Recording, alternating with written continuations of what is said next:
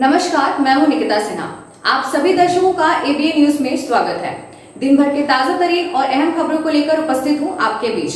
हमारी खबरों को देखने के लिए हमारे यूट्यूब, फेसबुक, इंस्टाग्राम चैनल को सब्सक्राइब एवं फॉलो करें।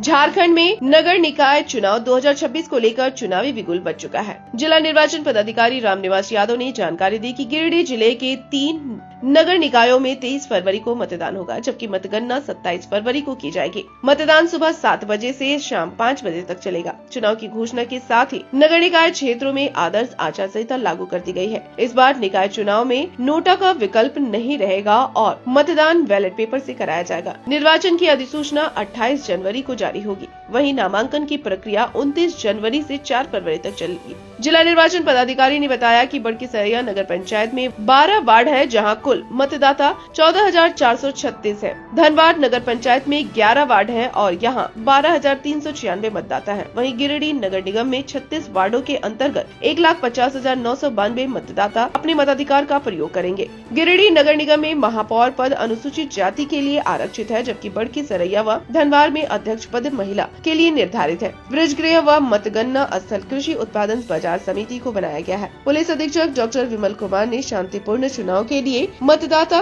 पर्याप्त सुरक्षा बल की तैनाती का भरोसा दिलाया है। जैसा कि हमने आपको पहले भी ब्रीफ किया था कि नगर पालिका चुनाव का हम लोगों ने तैयारी लगभग पूर्ण कर लिया है और आज राज्य निर्वाचन आयोग ने झारखंड नगर पालिका आम निर्वाचन 2026 का घोषणा भी कर दिया है। इसमें 23 फरवरी को चुनाव होना है और 27 को मतगणना होना है। हमारे यहाँ पे 3, जैसे आपको पता है, 3 नगर निकाय है। एक गिरिडीह नगर निगम है और 2 नगर पंचायत है, धनबाद और सरिया। ये तीनों में हम लोग के चुनाव 23 को ही होने हैं, एक साथ होने हैं। कुल हमारे यहाँ 166 मतदान केंद्र तीनों को मिला के और लगभग 1,77,824 लगभग हमारे टोटल वोटर्स हैं। और जो कर्मचारी यहाँ हम लोग को इसमें प्रतिनिधित्व करने हैं वो 1,000 के आसपास है और इसके 1,500 के आसपास हमारा पुलिस फोर्स लगेगा। जो जनरली जो हमारे जिले की फोर्स है वो, या फिर जो IRB और जेप जो हमारे पास अवेलेबल है वही हम लोग लगाएंगे। और संवेदनशीलता और जो क्रिटिकलिटी जो बूथ्स की है उन्होंने एक बार तो रिपोर्ट भेजे हैं, उन्हें हम लोग उसको एनालिसिस करेंगे। जहां आवश्यकता होगी वो रिपोर्ट हम लोग करेंगे। उस हिसाब से हम लोग पुलिस फोर्स का सिक्योरिटी का डिप्लॉयमेंट करेंगे। मतदान सुबह 7 बजे शुरू होकर और शाम को 5 बजे तक समाप्त।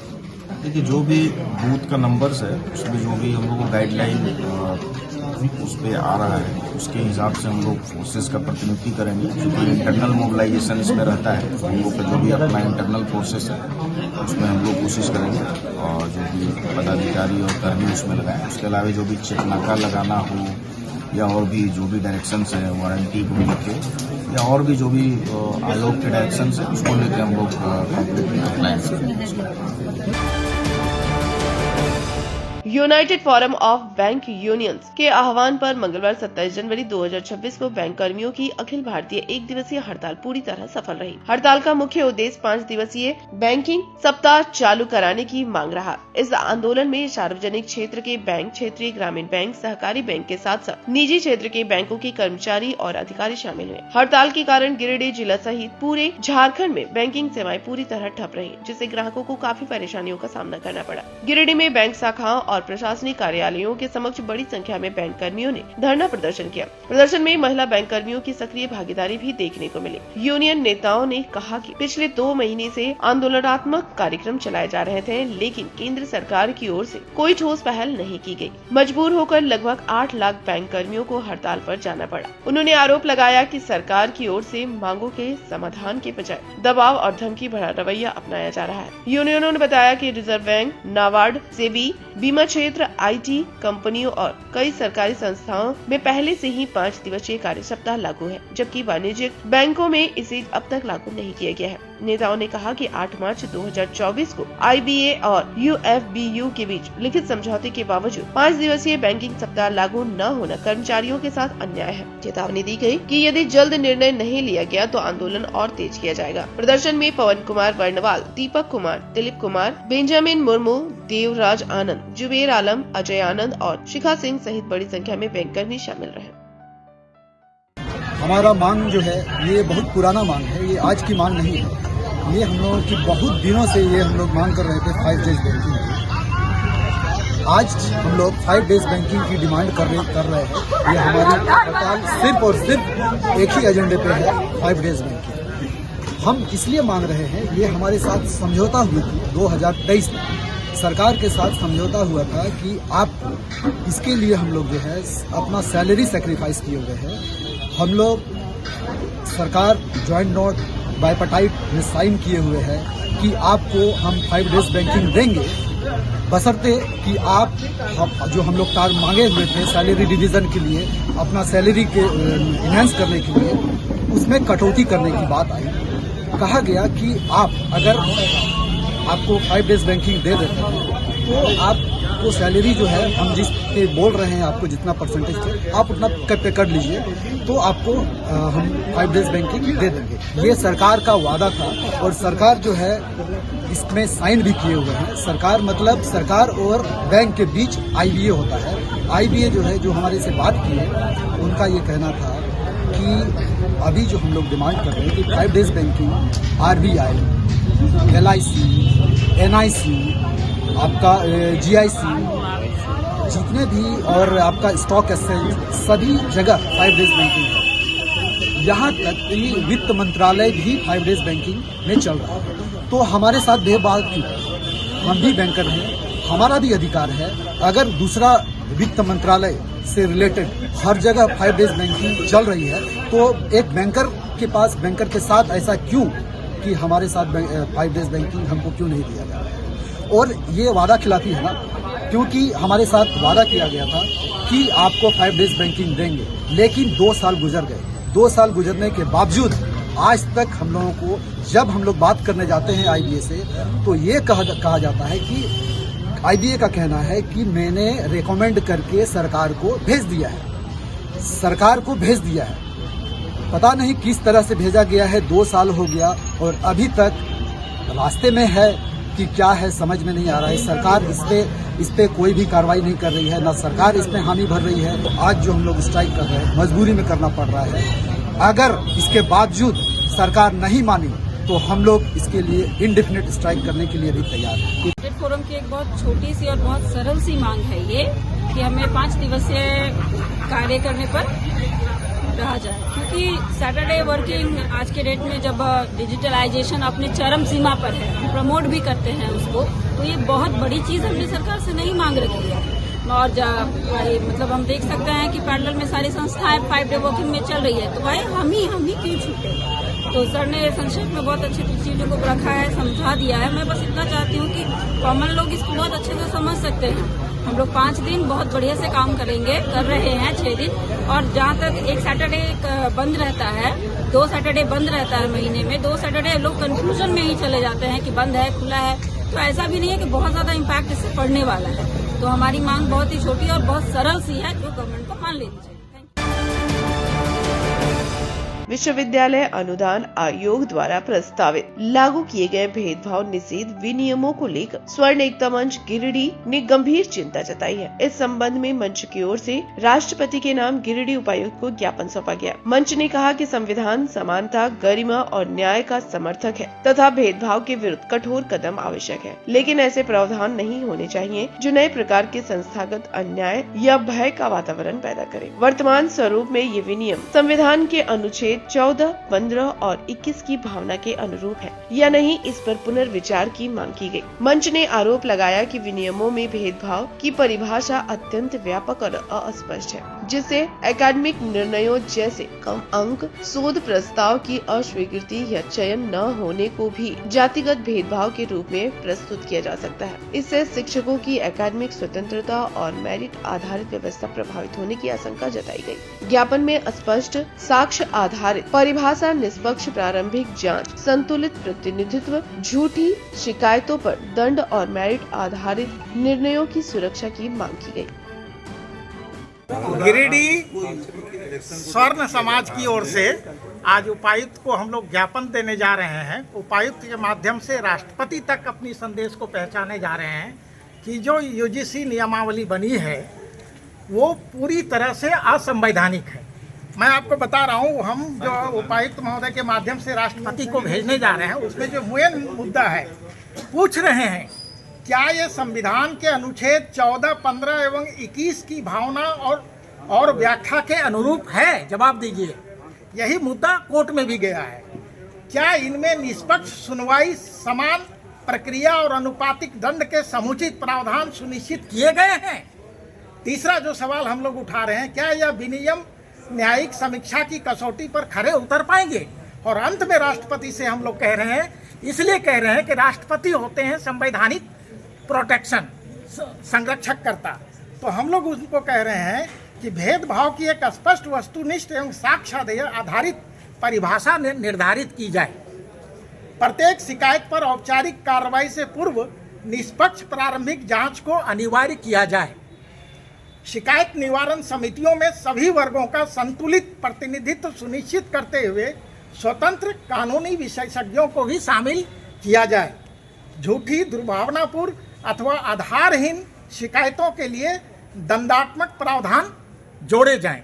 अभी तक क्या था, नियमावली पहले भी था यूजीसी में, लेकिन उस नियमावली में ये था कि अगर कोई झूठा आरोप लगाता है तो वो झूठा आरोप लगाने वाले पर भी कार्रवाई होती थी।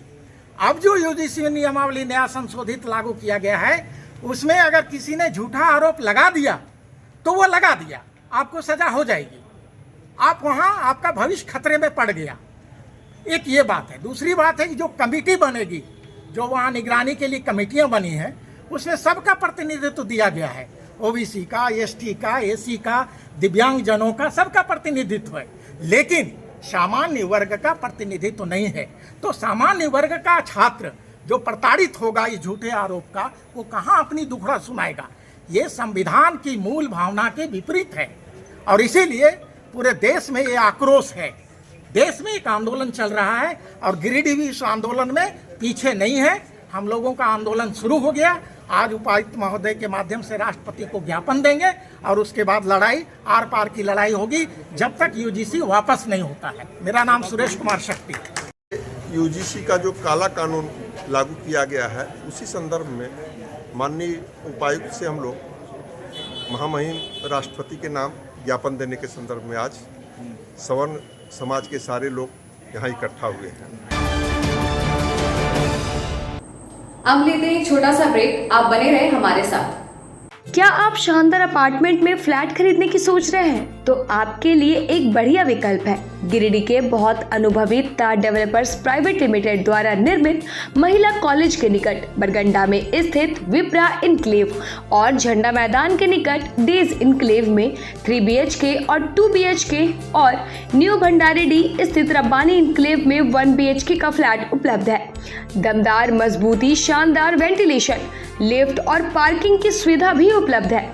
तो गिरिडीह के शानदार लोकेशन में फ्लैट खरीदने के लिए आज ही नीचे दिए गए नंबर पर संपर्क करें या मिले।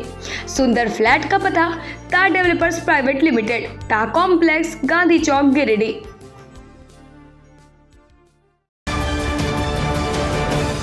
क्या आप एक अच्छी पैथोलॉजी लैब की तलाश में हैं या डॉक्टर ने टेस्ट लिख दिया है लेकिन समझ नहीं आ रहा कौन सी लैब पे भरोसा करें?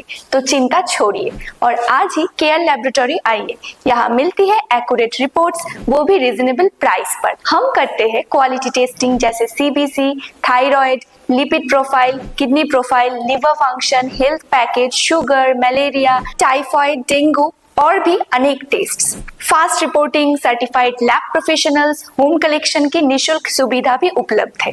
तो देर किस बात की, तुरंत संपर्क करें स्क्रीन पर दिए गए नंबर पर या विजिट करें स्क्रीन पर दिए गए हमारे एड्रेस पर। केयर लैबोरेटरी, एक्यूरेट रिपोर्ट्स, आपके स्वस्थ जीवन का साथी। कॉलेज मोड़ के निकट रेलवे ब्रिज के पूरब में स्थित पवित्री हॉस्पिटल के संचालक डॉक्टर रितेश कुमार सिन्हा अपने मरीज का इलाज करते हैं। यहाँ जन्म से टेढ़े पैर, कंधा, कोहनी, कूल्हा, घुटने का डिसलोकेशन, जोड़ प्रत्यारोपण एवं हड्डी संबंधित हर प्रकार के रोगों एवं फ्रैक्चर का इलाज व ऑपरेशन किया जाता है। डॉक्टर रितेश आयुष्मान योजना के तहत इलाज करते हैं और इस अस्पताल में कोलकाता के प्रसिद्ध फिजिशियन डॉक्टर इंतखाब आलम हृदय, शुगर, दमा, किडनी, थायराइड और लीवर से संबंधित बीमारियों का सफलतापूर्वक इलाज करते हैं। डॉक्टर इंतखाब आलम सुबह 9 बजे से दोपहर 1 बजे तक अपनी सेवा देते हैं। इस हाइजीनिक हॉस्पिटल में ultra modern 2 operation theatre, CRM machine, post cooperative ICU, digital x-ray, ECG, pathology pharmacy, oxygen supported bed, general ward, AC और नॉन AC केबिन की सुविधा उपलब्ध है। पता कॉलेज मोड़ के निकट, रेलवे ओवरब्रिज के पूरब में, COD गिरिडीह। झारखंड के प्रसिद्ध पर्यटन स्थल खंडोली डैम की सुंदरता को समेटे हुए nature view resort and restaurant आपके स्वागत में बाहें फैलाए खड़ा है। प्राकृतिक सौंदर्य से आच्छादित और भव्यता का अद्भुत संगम यह रिजॉर्ट में आने वाले लोगों का मन मोह लेता है। विशाल क्षेत्र में फैले इस रिजॉर्ट में खूबसूरत हट्स, बैंक्वेट हॉल, आधुनिक मीटिंग और सेमिनार हॉल, लॉन और पार्किंग की सुविधा उपलब्ध है। यहाँ birthday party, kitty party, engagement, शादी, विवाह या रिसेप्शन आदि को यादगार बनाने के लिए यहाँ उपयुक्त माहौल है। यहाँ के लजीज व्यंजन आपकी स्वानेंद्रियों को नया अनुभव देंगे, जिनमें Indian, tandoori, south Indian, Chinese जैसे और भी कई स्वादिष्ट विकल्प शामिल हैं। पूरे परिवार के साथ मनोरम दृश्य के बीच स्वादिष्ट भोजन का आनंद लेने का यह अनुभव आपके दिलों में बस जाएगा। तो देर ना करें, झारखंड के गिरिडीह जिले के खंडोली डैम स्थित इस मनोरंजक स्थल का दौरा करें और अपने जीवन के कुछ अनमोल पल को यादगार बनाएं। 20 लीटर जार में शुद्ध पानी चाहिए तो प्योरिटी प्राइम। जी हाँ, ISO certified RO UV 7 layer filtered एकदम शुद्ध जल प्योरिटी प्राइम। शादी, विवाह, पार्टी, ऑफिस या कोई भी उत्सव के लिए शुद्ध जल पीने का पानी की आवश्यकता हो तो संपर्क करें। हमारा पता नया पुल के निकट, बजरंगबली मंडा, COD गिरिडीह। तो अगर शुद्ध जल पीना हो तो सिर्फ प्योरिटी प्राइम। अगर आप प्योरिटी प्राइम का डीलरशिप लेना चाहते हैं तो संपर्क। हर घर कुछ कहता है, प्यार से, हौले से, मैं हूं ना। ताह डेवलपर्स प्राइवेट लिमिटेड, आपके सपनों का आशियाना। गिरिडीह के सबसे पहले बिल्डर ताह कॉम्प्लेक्स से शुरू हुआ सफर। 27 वर्षों का अनुभव के साथ ताह डेवलपर प्राइवेट लिमिटेड गिरिडीह में ताह complex, Kalyani apartment, Sampat palace, Vipra enclave, Vishwanath Bhavan, Rabbani enclave, days enclave और आसनसोल में उमा हाउस, कल्याणी अपार्टमेंट के अलावा गिरिडीह के कई प्रोजेक्ट पर निर्माण कार्य निरंतर जारी है। हमारे अनुभव और आपकी भावनाएं मिलकर बनाती है एक प्यारा सा आशियाना। दमदार मजबूती, ultra modern luxury space, hygienic washroom, modern kitchen, lift की सुविधा, पार्किंग स्पेस जैसी तमाम सुविधाओं के साथ हम बनाते हैं आपके सपनों का महल। हम पर आपका अटूट भरोसा, हमारी प्रेरणा, हमारी ताकत। बुकिंग के लिए संपर्क करें ताह डेवलपर्स प्राइवेट लिमिटेड, गांधी चौक, गिरिडीह। ब्रेक के बाद आपका ABN न्यूज में स्वागत है। झारखंड बोर्ड की मैट्रिक एवं इंटरमीडिएट परीक्षा 2026 के सफल और कदाचार मुक्त आयोजन को लेकर जिले में प्रशासनिक तैयारियां तेज कर दी गई है। उपायुक्त रामनिवास यादव ने इस संबंध में सभी अनुमंडल पदाधिकारी, प्रखंड विकास पदाधिकारी, अंचलाधिकारी एवं संबंधित जिला स्तरीय पदाधिकारियों के साथ समीक्षा बैठक कर आवश्यक दिशा निर्देश दिए। बैठक में बताया गया कि मैट्रिक परीक्षा 3 फरवरी से 17 फरवरी 2026 तक प्रथम पाली में आयोजित होगी, जबकि इंटरमीडिएट परीक्षा 3 फरवरी से 23 फरवरी 2026 तक द्वितीय पाली में संपन्न कराई जाएगी। परीक्षा के दौरान प्रत्येक केंद्र पर स्टैटिक दंडाधिकारी की प्रतिनियुक्ति की जाएगी तथा विधि व्यवस्था के बेहतर संधारण के लिए दंडाधिकारी के साथ पर्याप्त संख्या में पुलिस बल की तैनाती रहेगी। सभी प्रखंडों को शांतिपूर्ण, निष्पक्ष और सुव्यवस्थित परीक्षा संचालन सुनिश्चित करने के निर्देश दिए गए हैं। गिरिडीह बिरनी प्रखंड के कपिलो पंचायत में पेंशनधारियों के लिए आज ग्राम पंचायत सचिवालय में जन सुनवाई कार्यक्रम आयोजित किया गया। कार्यक्रम में वृद्धा, विधवा और दिव्यांग पेंशन से जुड़े मामलों की विस्तृत सुनवाई की गई। सामाजिक अंकेक्षण दल एवं उपस्थित अधिकारियों ने पेंशनधारियों की समस्याओं को गंभीरता से सुना और उपलब्ध अभिलेखों के आधार पर अधिकतर मामलों का मौका पर ही निष्पादन किया। शेष मामलों को शीघ्र समाधान हेतु संबंधित विभाग को अग्रसारित किया गया। कार्यक्रम में मुखिया मुकेश यादव ने कहा कि पंचायत वासियों के हित में पारदर्शी और जवाबदेह व्यवस्था सुनिश्चित करना प्राथमिकता है। उन्होंने भरोसा दिलाया कि पेंशनधारियों को समय पर लाभ दिलाने के लिए पंचायत स्तर पर हर संभव प्रयास किए जाएंगे। जन सुनवाई में शामिल पेंशनधारियों की ने समस्याओं के समाधान की पहल पर संतोष व्यक्त किया और मुखिया तथा पंचायत प्रतिनिधियों को धन्यवाद दिया। आज के अंक में बस इतना ही। कल फिर मिलेंगे अगले अंक में कुछ नई खबरों के साथ। तब तक के लिए दीजिए पूरे ABN टीम को इजाजत। हमारे खबरों को देखने के लिए हमारे YouTube, Facebook, Instagram चैनल को सब्सक्राइब एवं फॉलो करें। धन्यवाद।